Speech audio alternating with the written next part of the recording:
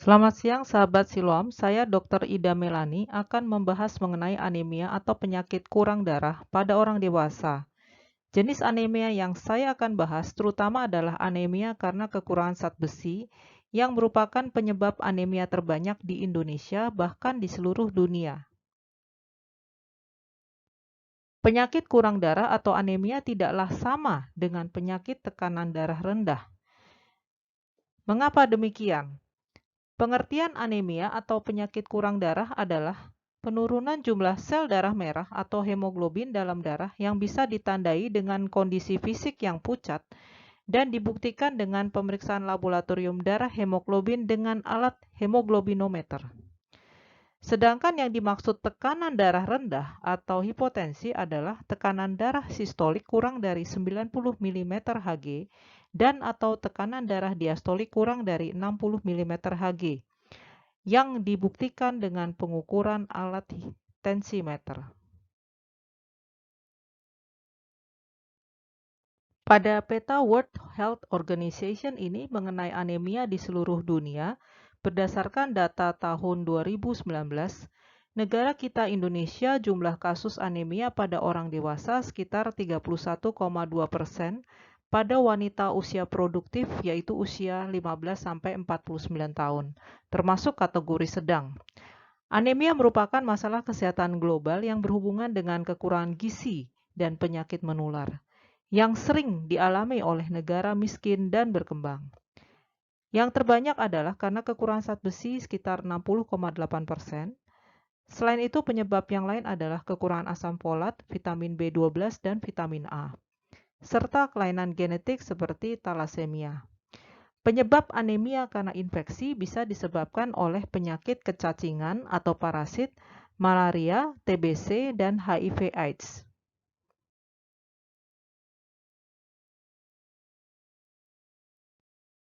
Pengertian anemia adalah kadar hemoglobin yang di bawah nilai standar.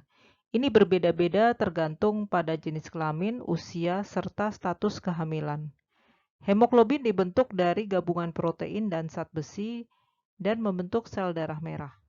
Hemoglobin yang sering disingkat Hb diperlukan untuk membawa oksigen dan jika kita memiliki sel darah merah yang terlalu sedikit atau tidak normal atau tidak cukup hemoglobin, maka akan terjadi penurunan kemampuan darah untuk membawa oksigen ke jaringan tubuh.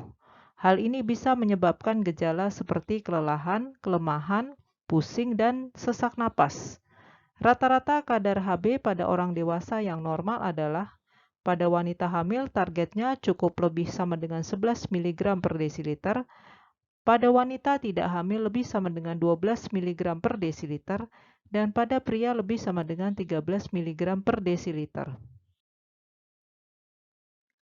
Anemia bisa disebabkan oleh 3 faktor utama, yaitu yang pertama kekurangan zat gizi, bisa disebabkan kekurangan asupan gizi seperti zat besi, asam folat, vitamin B12, serta infeksi kronis seperti infeksi parasit, malaria, dan kecacingan, TBC, dan HIV/AIDS, serta kanker. Yang kedua adalah perdarahan yang bisa disebabkan oleh infeksi cacing, trauma, ataupun menstruasi yang berlebihan. Yang ketiga adalah sel darah merah cepat pecah atau hemolitik. Penyebabnya bisa karena perdarahan pada malaria kronis dan penyakit talasemia. Di daerah tropis seperti di Indonesia, penyebab anemia sering saling terkait, misalnya antara anemia, kekurangan zat besi, dan penyakit infeksi. Para sahabat Siloam, saya saat ini akan lebih berfokus pada penyakit anemia defisiensi atau kekurangan zat besi yang disingkat ADB, yang merupakan jenis anemia terbanyak di Indonesia bahkan di dunia. Anemia banyak diderita oleh wanita dibandingkan pria, serta lebih banyak diderita oleh wanita hamil sekitar 38%, wanita tidak hamil 29%, dan anak-anak sekitar 43%. Pada awalnya kekurangan gizi besi tidak menimbulkan gejala anemia, tetapi lama-kelamaan bisa menjadi anemia ditandai dengan penurunan kadar hemoglobin. ADB atau anemia defisiensi besi sering ditemukan pada kondisi yang membutuhkan konsumsi zat besi tambahan seperti selama masa menstruasi atau remaja putri atau rematri, selama mengandung dan pada masa anak-anak. Rematri yang sehat dan tidak anemia akan tumbuh dan berkembang menjadi calon ibu yang sehat dan melahirkan bayi sehat. Upaya ini mendukung gerakan 1000 HPK. Apakah yang dimaksud dengan gerakan 1000 HPK tersebut? Di Indonesia sejak tahun 2013 sesuai dengan Gerakan Nasional Percepatan Perbaikan Gizi memprioritaskan gerakan 1000 hari pertama kehidupan atau HPK, yaitu rentang waktu 270 hari dalam kandungan dan 730 hari dalam 2 tahun pertama setelah lahir. Alasannya kualitas sumber daya manusia ditentukan pada 1000 hari pertama kehidupannya. Gizi yang baik akan mempengaruhi perkembangan otak atau kecerdasan, pertumbuhan, serta program metabolik, sehingga di kemudian hari bisa mengurangi risiko terjadinya penyakit tidak menular seperti penyakit jantung, diabetes mellitus tipe 2, hipertensi, dan stroke. Gejala yang sering ditemui pada penderita anemia adalah 5L, yaitu lesu, letih, lemah, lelah, lalai. Disertai sakit kepala dan pusing atau kepala muter. Mata berkunang-kunang, mudah mengantuk, cepat capek, serta sulit berkonsentrasi. Jika memberat, bisa berdebar-debar dan kaki tangan dingin serta tekanan darah menjadi turun. Tanda-tanda fisik anemia yang sering terlihat adalah pucat pada wajah, bibir, kulit, kuku, serta telapak tangan. Warna kulit pucat menjadi ciri khas untuk anemia. Hemoglobin adalah pemberi warna merah pada darah. Jaringan kulit itu sendiri memiliki banyak pembuluh darah kecil, dan warna kulit kita sedikit banyak dipengaruhi oleh sirkulasi darah yang lancar. Itu sebabnya ketika kadar hemoglobin rendah, kulit dapat berwarna pucat. Warna kulit pucat sebagai gejala kurang darah dapat terlihat pada seluruh bagian tubuh atau bagian tertentu saja. Namun daerah yang biasanya tampak lebih mudah memucat adalah wajah, gusi, bagian dalam bibir, kelopak mata bawah, serta punggung kuku. Seseorang yang kulit tubuhnya pucat biasanya sudah mengalami gejala anemia sedang hingga berat. Para sahabat Silom sekalian bisa melakukan tes mandiri untuk mengetahui apakah kita menderita anemia. Cara termudah pertama adalah tekan telapak tangan selama 1 detik. Jika terlihat pucat dan tidak segera menjadi merah, maka pertanda kurang darah atau anemia. Yang kedua, kita bisa tarik kedua kelopak mata bagian bawah dan akan terlihat pucat jika kita menderita anemia. Perlu diperhatikan juga kuku-kuku jari apakah terlalu tipis dan sisinya melengkung seperti sendok. Gejala kuku seperti sendok atau spoon nails adalah tanda klinis yang jarang terjadi. Hanya sekitar 5% penderita anemia kekurangan zat besi, terutama yang sudah parah. Gejala awal adalah kuku mudah retak dan patah, dan tahap lanjutannya kuku berbentuk cekung seperti sendok di mana bagian tengah kuku menukik dan ujung-ujungnya terangkat. Tanda-tanda untuk lidah adalah permukaannya menjadi licin dan mengkilap karena papil atau tonjolan pada permukaan lidah menghilang, dan disertai bengkak, meradang, dan berwarna pucat. Kondisi ini disebabkan rendahnya kadar hemoglobin sehingga membuat lidah tidak lagi berwarna merah muda seperti seharusnya. Sementara itu, rendahnya kadar mioglobin juga memunculkan rasa sakit pada lidah dan menyebabkan bengkak. Mioglobin merupakan protein di dalam sel darah merah yang membantu mendukung kerja otot. Tanda berikutnya adalah adanya peradangan di sudut mulut yang ditandai dengan retakan merah di sudut bibir dan sariawan, serta mulut terasa kering. Jika anemia dibiarkan saja, maka akan terjadi beberapa komplikasi, antara lain yang pertama adalah kelelahan berat, sehingga mengganggu aktivitas kerja. Yang kedua adalah denyut jantung menjadi cepat sehingga bisa menyebabkan gagal jantung yang ditandai dengan nyeri dada dan sesak napas. Yang ketiga, untuk ibu hamil yang menderita anemia berat bisa melahirkan bayi prematur, yaitu bayi yang dilahirkan kurang dari 37 minggu. Bayi bisa juga menderita anemia, bahkan berat badan lahir rendah. Yang keempat adalah restless leg syndrome atau sindrom kaki lelah. Biasanya pada penderita anemia kekurangan zat besi yang mengenai persarafan di tungkai. Ditandai dengan rasa tidak nyaman di tungkai berupa kesemutan, kram, gerakan berulang atau twitching saat tidur, gejala memberat saat istirahat, dan pada malam hari. Dan jika anemia semakin memberat, bahkan bisa berakhir dengan kematian. Jika sahabat siloam menemukan tanda-tanda dan gejala fisik yang mengarah ke penyakit anemia, maka sebaiknya konsultasi ke dokter untuk disarankan melakukan pemeriksaan laboratorium darah untuk mengetahui jenis anemia, sehingga bisa mendapatkan pengobatan anemia yang tepat. Sahabat siloam bisa berkonsultasi mengenai anemia di dokter umum. Jika gejala lebih berat, dokter umum akan merujuk ke dokter spesialis penyakit dalam atau konsultan hematologi onkologi medik. Untuk pemeriksaan darah yang akan diperiksa meliputi yang pertama darah lengkap, yang termasuk pengukuran kadar hemoglobin, dan juga untuk menentukan jumlah ukuran volume sel darah merah.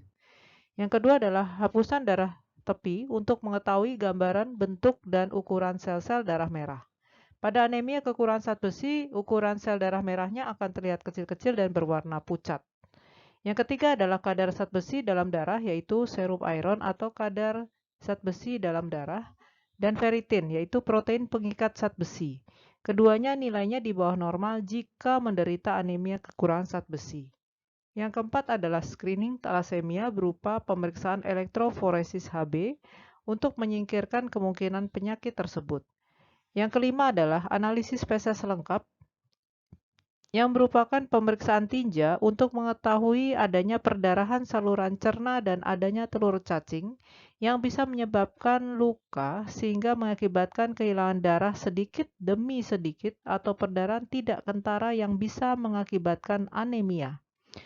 Yang keenam adalah pemeriksaan kadar vitamin B12 dan asam folat perlu dilakukan karena kedua zat tersebut ikut membantu pembentukan sel darah merah. Alat untuk mengukur kadar Hb dinamakan hemoglobinometer. Untuk pengukuran Hb mandiri atau yang praktis di puskesmas atau klinik biasanya menggunakan hemoglobinometer digital yang hasilnya bisa ditunggu 15-30 detik saja. Jika membutuhkan hasil yang lebih akurat, biasanya menggunakan hemoglobinometer yang ada di rumah sakit dengan metode pemeriksaan yang berbeda serta hasilnya lebih baik dan akurat. Pengobatan ADB atau anemia defisiensi besi meliputi diet atau nutrisi, suplemen zat besi berupa tablet tambah darah atau disingkat TTD, ataupun secara infus zat besi jika diperlukan karena disertai perdarahan. Maka dokter akan menambah transfusi sel darah merah. Untuk pengobatan ADB secara awam saya hanya akan menerangkan mengenai diet atau nutrisi yang dibutuhkan serta suplemen zat besi atau tablet tambah darah saja. Seandainya membutuhkan infus zat besi dan transfusi darah harus dilakukan oleh para tenaga medis atas anjuran dokter. Anemia defisiensi atau kekurangan zat besi sangat berkaitan erat dengan gizi atau nutrisi, yaitu makanan yang kita makan sehari-hari.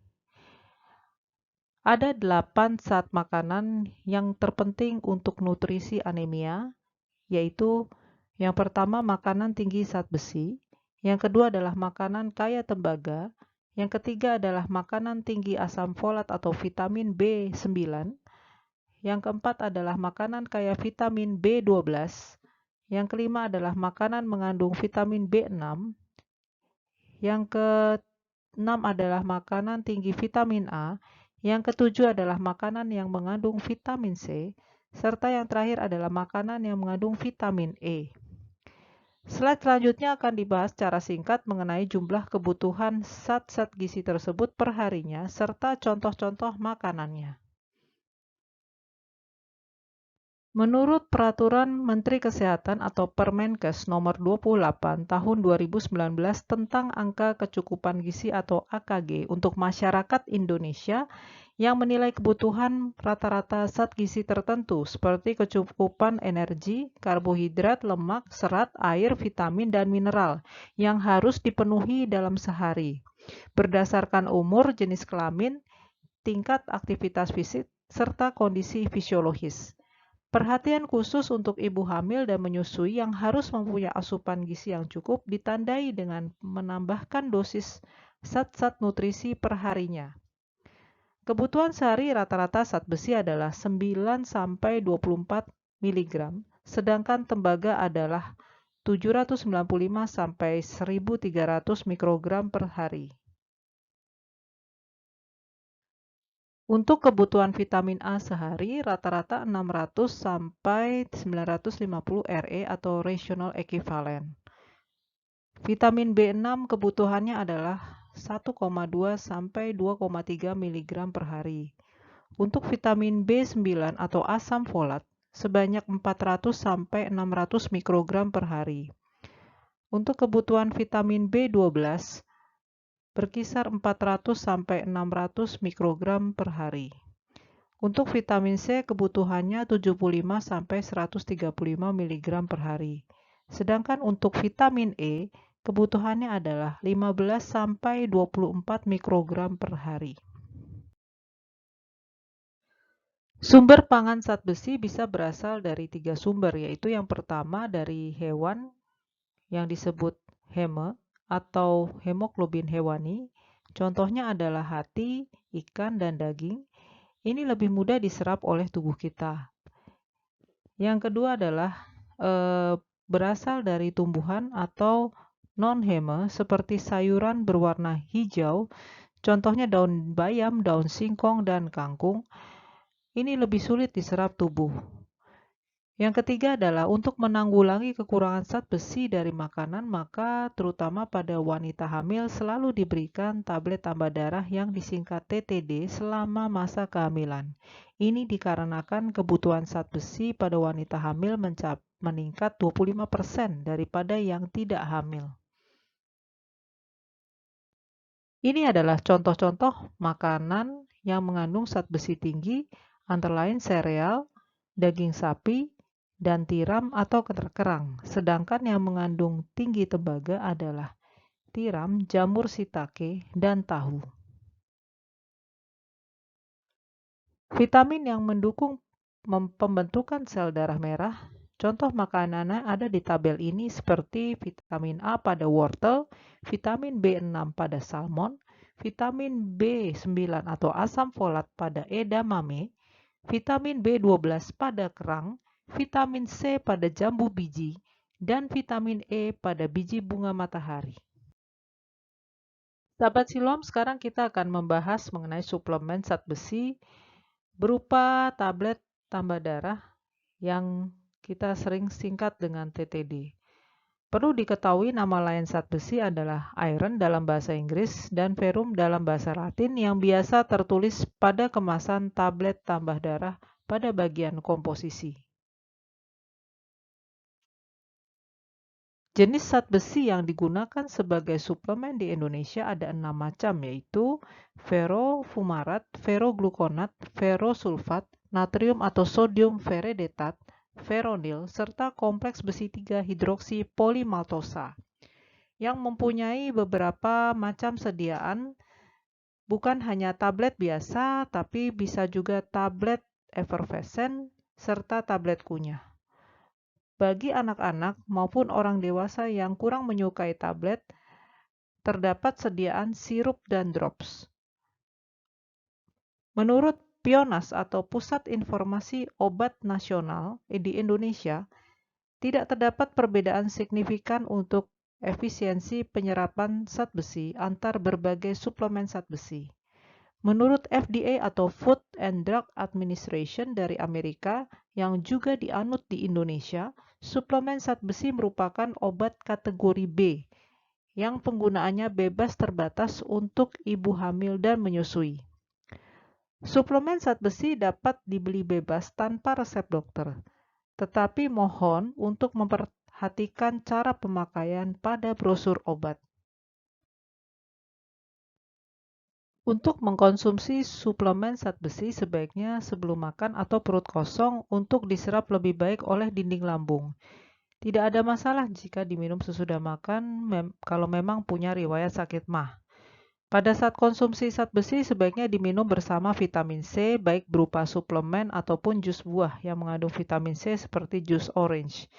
Sebaiknya tidak diminum bersama dengan susu, kalsium, minuman berkafein seperti kopi dan teh, serta antasida karena dapat menghambat penyerapan zat besi di lambung.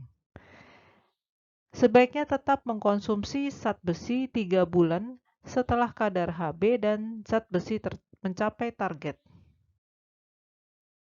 Para sahabat Siloam, jika kita mengkonsumsi obat, ada kalanya merasa efek yang kurang nyaman. Untuk suplemen zat besi mempunyai beberapa efek samping. Yang sering terjadi adalah buang air besar warna kehitaman, lalu rasa tidak nyaman di lambung karena bisa terjadi peningkatan kadar asam lambung. Yang bisa juga terjadi adalah sulit buang air besar bahkan diare. Para sahabat Siloam, suplementasi tablet tambah darah penting pada penderita malaria yang banyak diderita oleh penduduk di Indonesia Timur. Parasit malaria dapat menghambat pembentukan sel darah merah serta dapat menghancurkan sel darah merah secara cepat. Lalu apakah hubungannya dengan kecacingan dan anemia?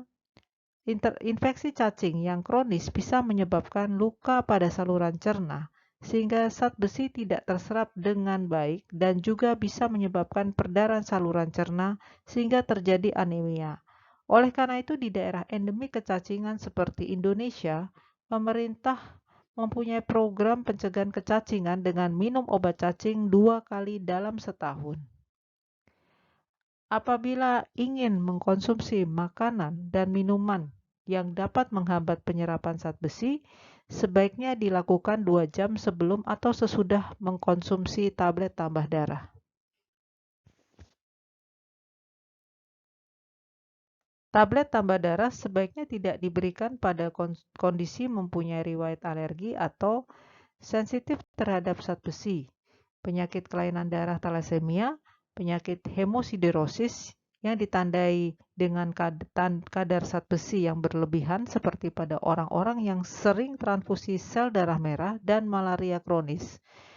Lalu pada yang mempunyai tukak atau luka lambung aktif dan adanya radang usus atau sariawan pada usus halus maupun usus besar.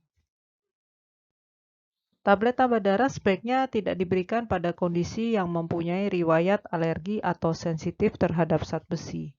Penyakit kelainan darah seperti thalassemia, penyakit hemosiderosis yang ditandai dengan kadar zat besi yang berlebihan seperti pada orang-orang yang sering transfusi sel darah merah dan malaria kronis. Lalu pada orang yang mempunyai tukak atau luka lambung aktif, serta adanya radang usus dan sariawan pada usus halus maupun usus besar. Ada 3 golongan zat makanan yang perlu dibatasi untuk penderita anemia defisiensi atau kekurangan zat besi, yaitu yang pertama makanan yang mengandung gluten. Gluten merupakan sejenis protein yang banyak terkandung dalam gandum dan jelai, bersifat kenyal dan mengembang, serta kedap udara. Biasanya digunakan untuk membuat daging imitasi untuk vegetarian. Yang kedua adalah makanan yang mengandung tanin. Tanin adalah suatu senyawa antioksidan polifenol yang berasa pahit dan sepat, yang dapat membekukan protein yang merusak dinding lambung, tetapi mempunyai sifat baik yaitu sebagai antibakteri seperti pada teh, kopi. Efek kurang baiknya adalah mengikat zat besi sehingga bisa mengganggu penyerapannya pada dinding saluran cerna. Yang ketiga adalah makanan yang mengandung asam fitat. Asam fitat banyak terdapat pada biji-bijian yang bisa bersifat antioksidan, juga mencegah kanker, tetapi sekaligus juga anti nutrisi yang dapat mengganggu penyerapan mineral seperti zat besi, kalsium, dan seng. Sahabat Siloam bisa lihat tabel berikut ini. Adalah berapa contoh bahan makanan yang mengandung kadar gluten, tanin, dan asam fitat yang tinggi. Yang pertama untuk gluten yang tinggi, contohnya gandum. Ini dapat menghambat penyerapan zat besi dan asam folat ke dalam tubuh. Yang kedua adalah untuk makanan yang mengandung zat tanin tinggi dapat menghambat penyerapan zat besi. Contohnya minuman kopi dapat mengurangi penyerapan zat besi sampai 39% menurut sebuah jurnal kesehatan di Amerika. Selain itu juga dapat memicu mual, dan untuk pencegahannya bisa minum kopi atau teh dengan mencampur dengan susu yang mengandung protein atau cemilan yang mengandung karbohidrat, sehingga zat tanin bisa diikat oleh karbohidrat dan protein, lalu dapat mengurangi iritasi saluran cerna. Yang ketiga adalah makanan tinggi asam fitat, banyak terdapat pada kacang-kacangan seperti almond, kacang tanah, juga mempengaruhi penyerapan zat besi. 5-10 gram fitat dapat menghambat penyerapan zat besi hingga 50%. Untuk mengurangi kadar asam fitat, bisa dilakukan perendaman semalaman, perkecambahan, serta fermentasi kacang-kacangan. Sebagai take-home message bahwa zat besi mempunyai berbagai macam manfaat, antara lain menunjang sistem kekebalan tubuh kita, menambah energi tubuh, mencegah penyakit anemia atau kurang darah, menunjang fungsi otot, diperlukan untuk kehamilan yang sehat, mencegah sindrom kaki lelah, mempertahankan mood atau suasana hati yang baik, serta menunjang fungsi saraf otak terutama untuk daya ingat, nalar, dan fokus dalam berpikir. Terima kasih kepada para sahabat Siloam atas perhatiannya. Ingat bahwa kebutuhan gizi terutama zat besi sangat penting untuk mencegah penyakit anemia. Dan jika sudah terkena anemia, suplemen zat besi dapat kita konsumsi sesuai petunjuk dokter. Hari kekurangan zat besi atau Iron Deficiency Day diperingati setiap tanggal 26 November. Sampai bertemu lagi di Health Talk Siloam Lipo Cikarang dengan topik yang berbeda bersama saya, Dr. Ida Melani. Sampai jumpa.